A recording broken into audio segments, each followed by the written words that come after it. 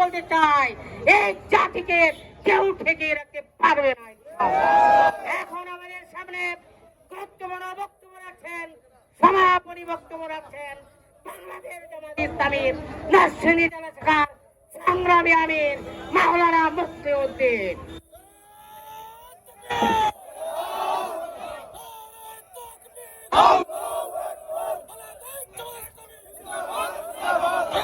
আসসালামু আলাইকুম ওয়া রাহমাতুল্লাহি ওয়া বারাকাতুহু। সংগ্রামী নরসিংদী দিবাসী, মহান আল্লাহর শুকরিয়া, আলহামদুলিল্লাহ। দীর্ঘ 15-16 বছর পর আমরা একটি বিজয় র্যালি এত সুন্দর প্রোগ্রাম করতে পেরেছি। যে আল্লাহ সুযোগ করে দিয়েছেন তার জন্য শুকরিয়া আদায় করছি, আলহামদুলিল্লাহ। সম্মানিত দেশবাসী, স্বৈর শাসক যে চাপ চেপে পড়ছিল জাতির গাড়ে, সেই স্বৈর শাসক পালিয়ে গেছে, কিন্তু তাদের দূষণরা এখনো রয়ে গেছে।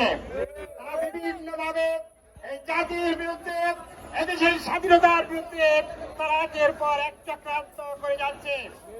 আমি এই বিজয় র্যালি থেকে ঘোষণা করতে চাই, যতক্ষণ পর্যন্ত এই স্বৈরাচারের দূষণ মুক্ত বাংলাদেশ না হবে, যতক্ষণ পর্যন্ত দুর্নীতিমুক্ত বাংলাদেশ গড়ে না তুলতে পারবো, আমরা চাঁদাবাজ মুক্ত বাংলাদেশ গড়ে না তুলতে পারবো, সন্ত্রাস দুর্নীতিমুক্ত বৈষম্য মুক্ত বাংলাদেশ গড়ে না তুলতে পারবো, ততক্ষণ পর্যন্ত আমাদের সংগ্রাম চলবে ইনশাআল্লাহ।